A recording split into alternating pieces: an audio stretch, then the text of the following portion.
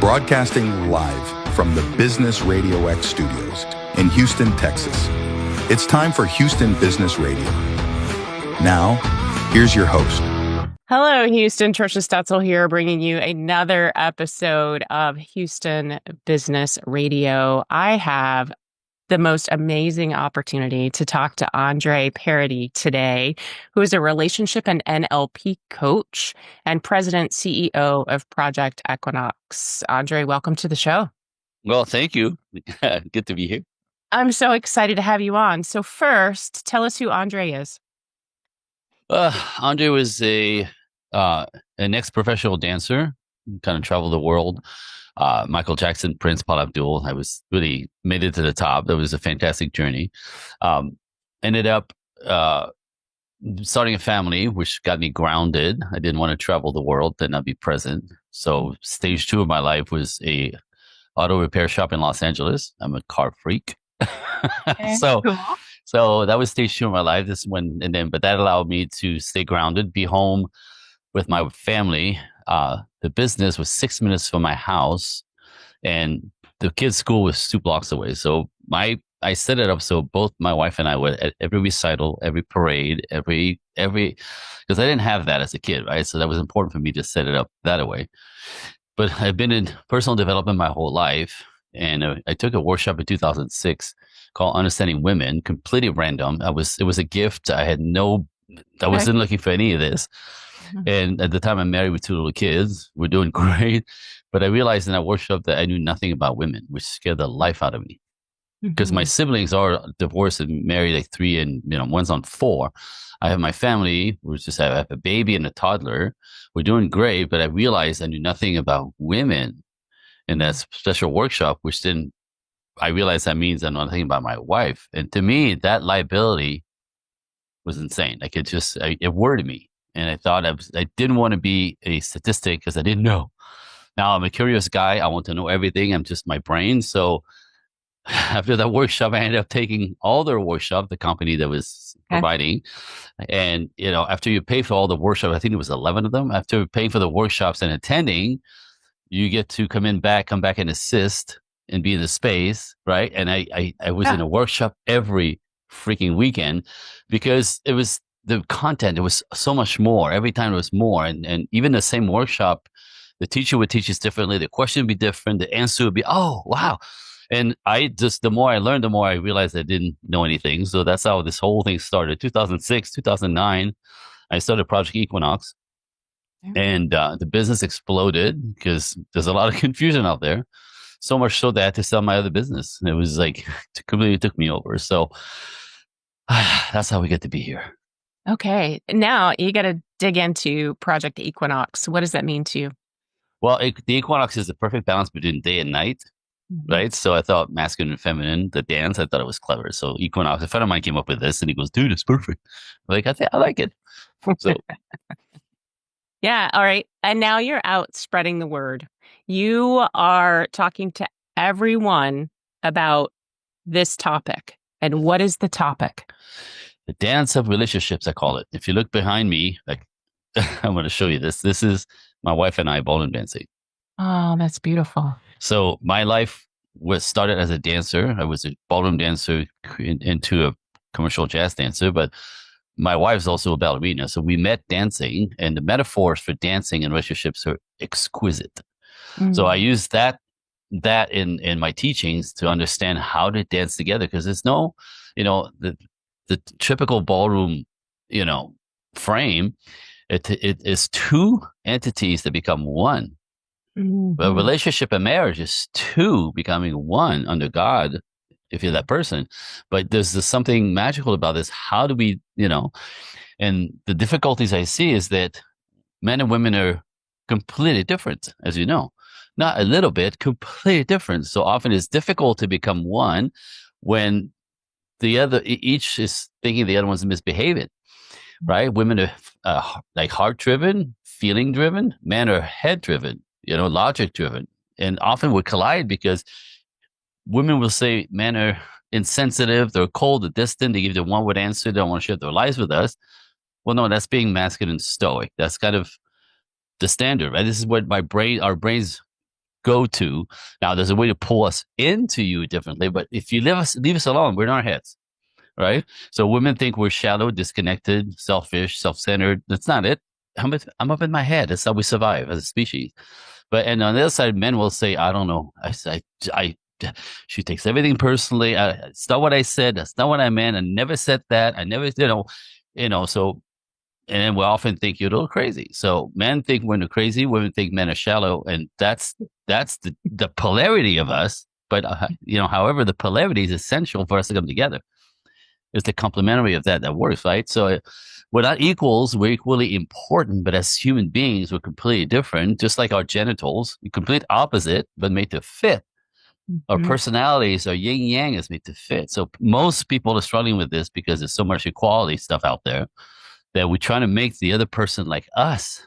And that's what doesn't work. Anyway, you got me going. I know. No, I love it. And it's a lot. We talked about this before we started recording. Everything that comes out of your mouth is based on science, right? This is not your opinion. It's actually truth. So I'd like to back up just a little bit because I introduced you as a relationship and NLP coach. Not everyone may understand what NLP is. So can you define that? Yeah, NLP stands for Neuro-Linguistic Programming. And I think it should be called Neuro-Linguistic Reprogramming because that's what I do with my clients. It's like, and the psychology, this is psychology part of my work. Human beings are very interesting. And when I get to heaven, we're going to have a conversation about that design because that's kind of unfair and not cool. I'm just saying it's not cool. It's not cool. So what happened is when you're born, your computer is blank, right? If you look at your brain as a computer hard drive, it's blank. And within the first years of life, we have no thoughts. We only have feelings. That's how babies and toddlers, express themselves. As we get to start learning to speak at the age of 3-ish, by the age of 5, this is fascinating to me. Like this the stuff. By the age of 5, this is when our consciousness come online. Peak, like when your thoughts and your feeling can meet. Okay. Like boom. So most of us at 5 years old, some it's a little bit earlier, 4, some is 6, kind of realize the world that they live in. Right. And if you weren't loved right, if your family system is off, we think it's us. We take it personally. And then again, that's the first belief on the hard drive. So if you believe that you're not lovable, there's something wrong with you as a woman, then it becomes your computer imprint number 1 that's just driving the computer. Even if you add some apps and anything, books and the computer drive is a belief is in place. And so then if you think you're not lovable, from that 5-year-old, as a 7-year-old, as a 9-year-old, as 11-year-old into adulthood, you're going to find yourself attracting people who will confirm that for you. That's a terrible design, but that's how it is. So mine as a kid was, I don't belong here. I was an accident. My mother didn't want me. I was born with that knowing. So I'm a mistake. I'm not supposed to be here. So I actually didn't think I was going to be here for very long because everything was wrong. Right. But my belief, it's a conclusion. It's not the truth. It's a conclusion. This is what killed us. It's a conclusion by our circumstances. When we put it all together, consciousness and feelings come together. Belief system number 1. So I ended up literally living a life of struggle because I'm not supposed to be here. And so every encounter, every job, every relationship was, why are you here? Like discarded, crazy stuff until I fix myself. NLP does that. So NLP is a way to take the trauma of your childhood, right? And literally just throw it off your nervous system. It sounds like it's so efficient, effective. It's quick. It's not 3-5 years on the couch.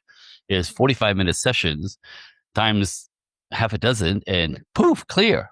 So, and the reason why it's so, I'm such a believer because I cannot get anybody in a healthy relationship until we clean up that baggage. Your childhood stuff that kind of led to a life of bad relationships in every way. So clean that up and then, you actually get to think for yourself, to not be driven by this false belief. And then what's the dream? Let's go for the dream. Anyway, so there it is. Woo. I love it. Okay. Woo. That's a great start. So first question, hardest one. Yes. What makes a love relationship last? The dance. You have to learn to dance. And, back in the days for millennia, the men and women's role were very obvious. Like in order to survive as a species, men were doing the outside, I call it dirty work outside, when the women did the inner, right, the interior work more, as in taking care of the children and the food and the very, so hunter gatherer. That was a survival mechanism. We didn't make it otherwise. A woman in the world alone was dead, can't survive by herself. Mm-hmm. So they needed men to protect them, but also to provide for them. Men would go hunting, come back and bring the food, plop it down and go, so, you ladies take care of that, please. We're going to sit by the fire and talk about how little Johnny almost lost his arm. It was great. It was funny as hell. And men sit around the fire, and the woman's like, I say, thank you for the hunting. We'll take care of the food. And the men recover, because men need to recover in order to do it again the next day. Right? So that is nature at its best. Mm-hmm. So what's happening in our culture is we decided that that's old school, is not important, or that we lost the depth of why that works so well. And so we talk about 50-50, go girl, boss babe, that's all fine, right? And then we shame men out of being masculine because they're toxic and dangerous. Well, no, that the boys are dangerous, and that's a whole different topic. There's different types of men, right? The boys are the ones that are dangerous and toxic. Those are the rapists, the killer, the con man, right? Men are not like this. Men provide, protect, cherish, give, support, lead. They put their arms around their family and protect it all. And instinctually, no manipulation needed. We lost track of that. So what's happening that I see where people struggle is man is still a man's role in a culture is not changed one bit. In order for a man to be respected by women, other men, and the culture, they have to get their lives together. They have to conquer something. They have to go fight for something, build something that's relevant, makes him feel relevant. That's difficult. The more difficult, the more respect he gets, right? Mm-hmm. Self-respect and respect from the world. And we go, wow, look at him go. He's amazing. That was good. Where'd he go? So men are still expected to be traditional that way. That's very traditional roles. So men are expected to still be traditional, provide, protect, cherish, give support, pay. Now I have no problem with pay. That's part of my makeup. I will kill myself to make money to keep my family in comfortable state. That's no problem with that at all, right? As my wife takes care of the inside world more, because we do both, but she does the inside world more. The yin yang of that is beautiful. She gets to be with my kids when they were little, right? She gets to be a mother. She gets to be, oh my goodness, she gets to work less because I do the brunt of the big work. So we lost track of all of this. So again, men are still expected to be traditional nowadays. Our role is not changed, but women have been taught to not be traditional and or to refuse to be traditional. So that's the problem. We stop understanding the dance. And the modern way is women masculine, men feminine. And that's the worst that's ever happened to culture. Look what's out there. So I could do this all day long. You got me going. All right. No, I'd really like to understand how this plays out in the workplace, right? And I'm not talking about building relationships and falling in love in the workplace, but because women have assumed these different roles or been taught to take on these different roles or avoid the other role, things are different in the workplace. Yeah, so let's talk about that. Hold on. It's funny you say this because I just pulled something that I was working on. Woo! Okay, just in case as a backup. It's so cool. So, well, the thing is, again, the same issues, the same problems that we face in relationship, men and women, in close relationships, the same thing happens at work. Okay. Women are more emotionally driven. It's just a fact. There's nothing wrong with that. Men are more logically driven. That's just a fact, right? So, but when you consider, we're going to go there. Let's go there. So if you consider that, it's simple to say this, men have two worlds and women have one world. And let me explain really quickly. So there's I am two people. There's me at work and me at home. Okay.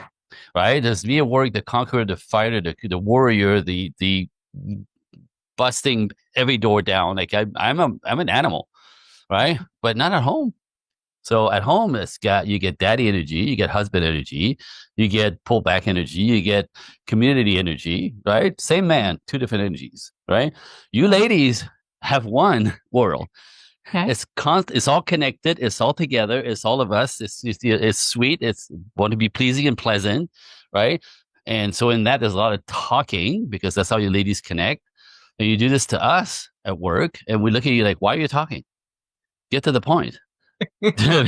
So the same thing you do to your husband when he comes home and he's tired, but you want to connect with him by talking. Often you'll see him glaze over and you feel, oh, he doesn't care, doesn't love me because he doesn't want me.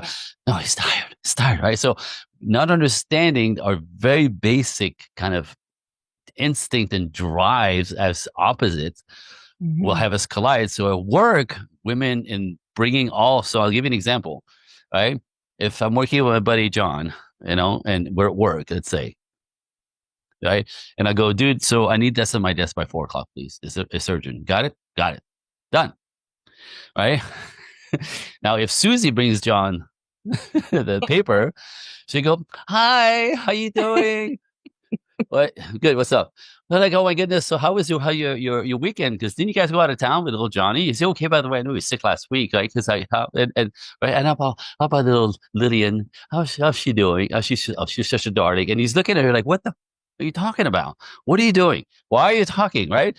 But this is a woman bringing the personal connection, because this is how you connect. You have to connect first before you get to the point. You have to connect first.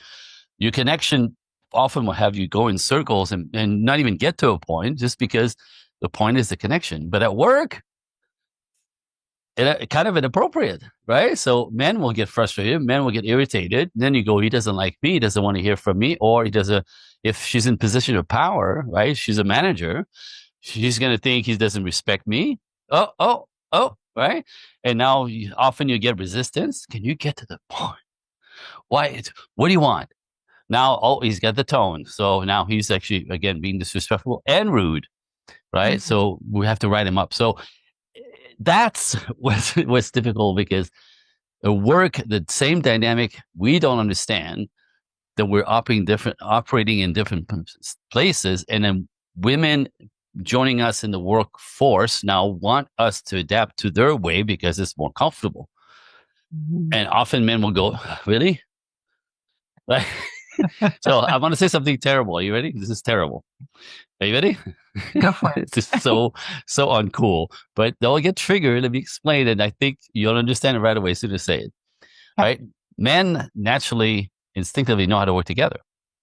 Again, because we get to the point when we're working side by side, we don't speak. We like hunters side by side. We get it done. Right? There's a hierarchy to us. We need somebody to lead us. And the guy underneath, and everybody knows their place. It's just like a football team, right? Everybody's got their position, they know exactly what to do. And there's a coach. That's natural masculinity. So men know how to work together instinctively. It just works, right? You put 10 men in prison jail at 24 hours. By the time you open the door 24 hours later, there's a whole hierarchy that took place. That actually lines up with their testosterone, by the way. It's freaking amazing. It's nature. It's beautiful. So when you put women in the workforce with men, now we have to be sensitive. We have to be, we have to, like, what's the word? We have to be sweet and kind and connected. And right, there's a lot of feelings all of a sudden, which we don't know what to do with. And it's irrelevant for productivity. Right. So we ended up with HR. Mm-hmm. And I'm saying this is the terrible thing I'm going to say. If we remove women from the workforce or to work with men, HR goes away. Interesting. Isn't it?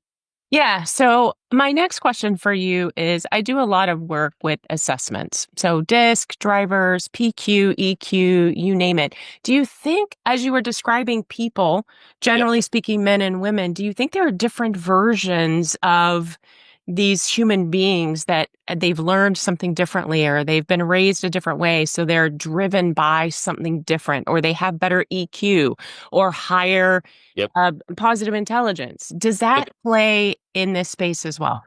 For sure. And I should have said that up front, right? Like to have these conversations, you have to allow huge generalizations. Sure. Yeah, absolutely. There's no such thing as all men and all women. There's no such thing. It's ridiculous. However, there is a norm. right? Which is typically about 80-20. Everything in life has an 80-20 rule, right? There's 80% that's normal. The other one, a hybrid, I call them, like, or different, all right? So in this world of men and women, even though women are more emotional and men are more logical, the big generalizations, there's all the mix in between, because there are women who actually understand man's world, that he's different at work, that he's different at home, and do not bring you know what I mean? They know how to do this. And the women who are really good at managing or management position kind of instinctively know this. I'm going to say it. Typically, they have fathers and brothers.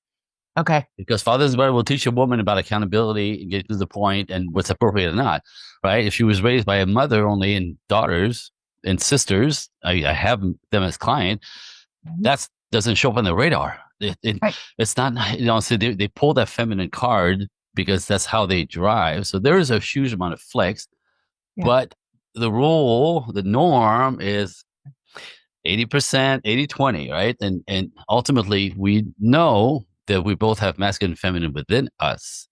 So it's even the balance within ourselves and how we show up in the world, in relationships and at work, that kind of differentiates you, me from this one, that one, and that one. So I have to be, as a man, I'm a leader. If I'm going to lead my wife and my family in a dance, I have to lead. Yeah. But like the dance, if I have to lead them, my wife, with sensitivities. Otherwise, I could bully her. I could crank her. I could break her arm. You understand? So if I'm a bully only without sensitivities, yin yang, masculine and feminine within me, in order for her to let me want to dance with me, for her to want to dance with me, she has to and be vulnerable to my leadership. She has to kind of be comfortable with me and trust that I'm not going to hurt her. So I have to lead for her to know, to be able to get on the horse with me and we get to dance. I have to be sensitive to her. I have to be aware of her. I have to respond to, like, all the signaling within the fingers without words. There's a huge amount of finesse in that. That's my feminine. On the other side, you know, she gets to release and let go to be in her feminine, but she's controlling her body. She's doing everything I'm doing backwards in a dress and high heels. That's not easier. It's different. And a lot of that is her masculine having to hold her space and be able to, to be able to take care of her part. But in that, when she's vulnerable, she trusts me because she knows I'm not going to hurt her and I'm not going to spin her into a wall or a table, right? Or another couple, that she can just completely let go of control, surrender control completely. Yeah. The light inside of her comes on. She gets to be present in the moment, completely feminine. And she shines with this beautiful, like, glorious feminine glow. It gives me goosebumps. And no one's looking at me. They're all looking at her. Like, she gets the glory of just being in a pure feminine because she could be in the flow and let me lead and trust. And she has to control nothing. She has to think about nothing. She completely gets the flow, which is the ultimate feminine. That's the beauty. That's the relationship. That's men and women. The dance. Ooh. I love that. Okay. So if people are already interested in connecting with you, what's the best way to find you? So, all right. So, and also I have 2 gifts for you listeners. What? If you want, I have 2 gifts. Okay. It's exciting. I think so. But again, you and I talked about this. My God mission is to spread this to the masses. You know, everyone's confused. It's difficult. You know, women are hurt and men are lonely and vice versa. Right. Yeah. And I do a lot of podcasts. I'm just trying to spread the hope. There is hope. There's a modern way to do classical relationships or versions. There's a modern way to do this that works long term. Dude, there's hope. Let's do it. Except out there, you don't get that. Right. Yeah. So anyway, so I do a lot of podcasts for that reason, to kind of open the channels and get people kind of hopeful. And I notice when I do podcasts, I do many a week. There's 2 types of listeners. So I have 2 gifts, if that's okay. Okay. And we let the listeners qualify themselves. So if people that show up, the first type typically are information seekers. They're just trying to poke around at this masculine and feminine stuff people keep talking about. I don't get it. I'm a girl. Right, I'm a girl. What's the problem? So, if you're an information seeker, I'm going to send you directly to my email. This is my personal email. You go to Andre Coaching number one at Gmail. Andre, Andre, coaching, COACHING, the number one at Gmail. In the subject box, write Irresistible Book. This is for the ladies. I will send you a copy of my. I sell this on my website. This called, are you ready? Get this. It's called The 5 Feminine Qualities High Value Men Find Absolutely Irresistible. Ladies, this is my work with men. I do a lot of men's work. This is man speaking. It's 30 pages. It's a workbook. You get to fill it in with your thoughts and your understanding of things.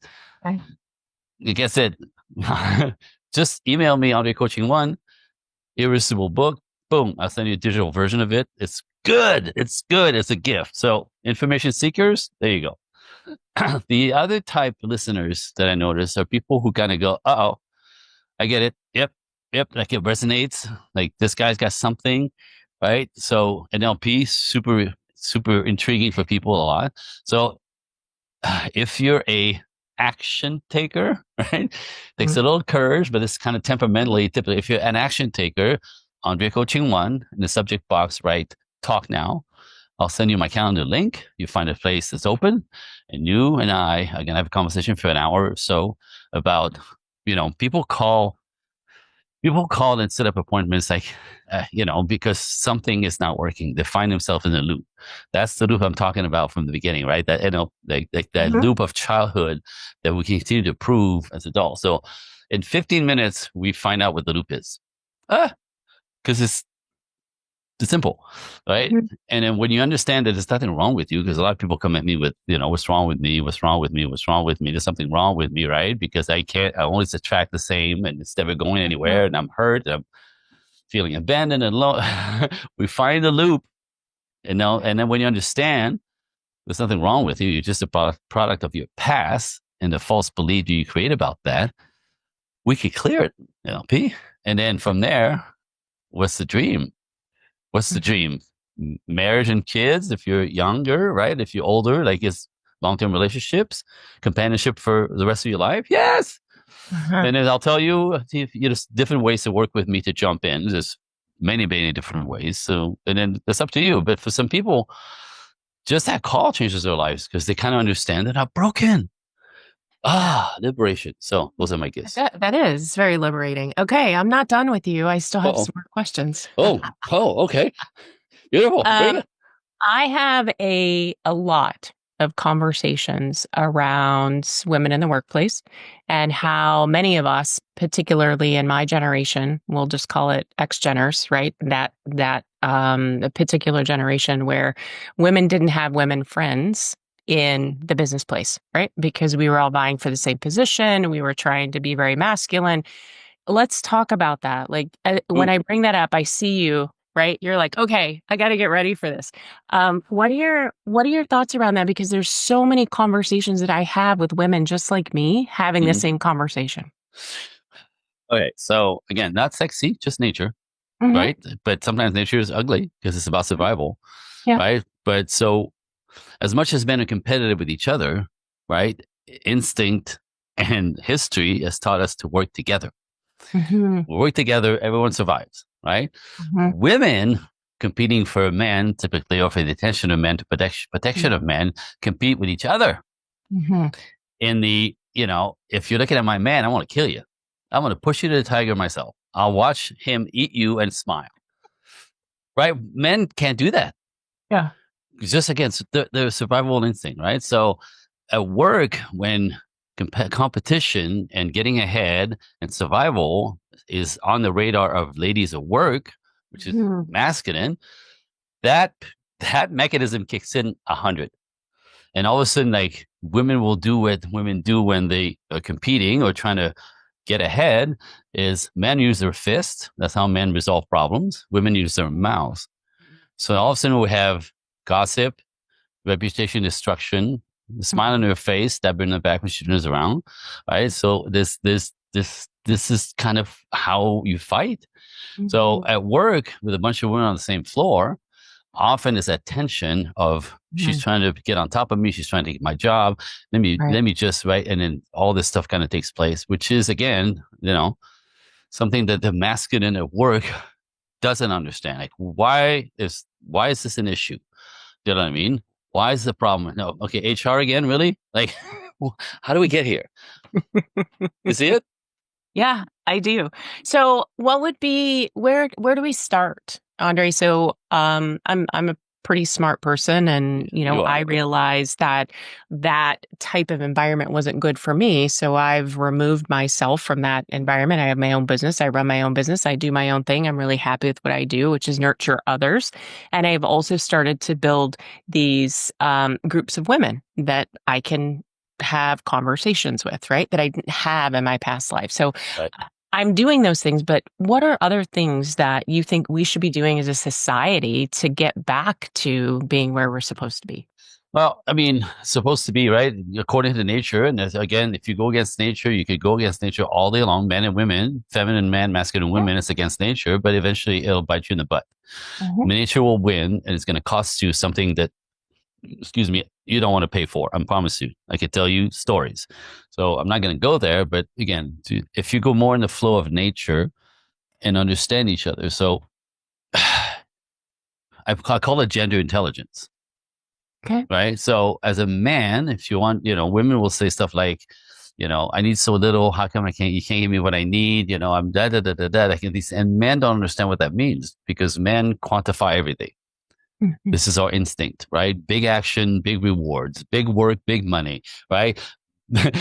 Big buffalo down. We get to eat big for a long time. You know what I mean? Yeah. So men quantify, this is instinct, naturally everything. So when you say I need so little, like what the hell? Like, so I have to teach men that part, right? So it's understanding each other's instinct that is essential because if we talk about equality, which is equal rights, equal pay, of course. But what happened is now it's become an equal being. Men and women are supposed to be the same. This is where everything all falls apart because women are trying to make men like women, and men are like, why everything like this? Be more logical. And now we're fighting again. So gender intelligence is if you're a man, walk yourself over the bridge into women world and you learn. This is what I teach. Learn what motivates a woman, why they do what they do. Right, her instinct. When you understand her instinct, you understand why she takes things personally. She's not crazy. She's a girl. It's beautiful, but you have to understand. As opposed to shaking your head. Oh, that's what's going on over there. This is what I heard in me that workshop. Right, like, oh, that's what that is. Oh, that's how this works. Wait, and you just do it. And all of a sudden she's lovely. She's warm. She likes you. She's feminine. She wants to be close. You get all the goodies, Yeah. understanding what she instinctively needs. And same thing with the ladies. If you cross the bridge into man world and understand what motivates a man, why we're stoic, why we give you the word answer, there's a bunch of good reasons for this. It's a lot of instinct and a lot of training from society and our parents and our lifestyle, her childhood. So get this: when women understand man more, right? When you understand really our instinct, this is fantastic. 50% of everything you think personally falls. Hmm. 50% of everything you take personally with man. I mean, your husband, your boyfriend, your boss, your brothers, all man on the ground. Because you go, oh, look, he's just okay. And then when you know how to feed his instinct, Uh-huh. right? Protect, cherish, give, support, love, protect, blah, blah. They'll give you everything. The men will give you the world if you provide what he needs instinctively to his nervous system, to his psyche, to his body. Like it's not that hard. It's just we don't know. So we have to learn about each other. And then we get to walk on the bridge from both sides in the middle of the bridge where we actually have some understanding, some tools, some training, and start dancing. And it takes practice because on the middle of the bridge, it's awkward because we're so different. We step on each other's toes, but then it gets a little smoother and then we start communicating and using our tools, right? Just like dancing. And eventually you get the flow of things. And the more you practice, the easier it gets. It's all the communications, right? See how beautiful that is? So I always say modern relationships are like ballroom dancing. You cannot become a ballroom dancing couple unless you learn. You have to be taught this now. Back in the days, there was masculine and feminine. That was it. You made babies and you went to work. That's not the way it is anymore. So how do we do this in a culture, in a new culture? It's tricky. But if you want this, it's actually quite beautifully easy. Just say. It is. It is. And relationship take work, right? They just Well, do. just understanding the other side is essential. You have to start there and start making each other wrong for not being the same as you, right? Like that's the exact opposite of what works. This has been a fantastic conversation. I'd love for you to share how long you've been with your wife. 32 years. 32 years. So I've 2 been with my kids. husband for 34. I think 34. Okay, you win. You win. No, I'm not winning. You are. I'm not trying to win. I'm a boy. You Learning. win. I'm a boy. You win. Okay, I win. There. Thank you. I love it. There's so much to learn about this topic. I would love to have you back on the show so that we can dive into some of these areas deeper. I really wanted to focus on the workplace today because I think that that's a great place for us to start to have this conversation and then bring it into our own personal relationships, which some of us are better at playing the dance or doing the dance, right, than others. And I think there's so many people out there who want to learn how to do the dance. So thank you so much for being on. Folks, listeners, if you didn't catch it, I'm going to put it in the show notes as well. But Andre is offering two things. One, if you're just an information seeker, you're going to send an email to Andre. It's andrecoaching1@gmail.com. You're going to put in the subject line, irresistible book, and he's going to send you that amazing book that he told us about, which is really amazing. If you're an action taker, send the same to the same email address, andrecoaching1@gmail.com, and put in the subject line, talk now. Andre, thank you for being so kind to my guest today. It was a pleasure having you on. Same here. Trisha, I do a lot of these, and this is like the funnest this month, I want to say. I told you. You did. I win. You did, and you win again. That's 2 for you. Yes. If I had a trophy, I would give it to you. Oh, good. I like trophies. Yes. Thank you so much again, Andre. Andre Paradis, thank you for being on my show today. That's all the time we have for today's show. Join us next time for another exciting episode of Houston Business Radio. Until then, stay tuned, stay inspired, and keep thriving in the Houston business community.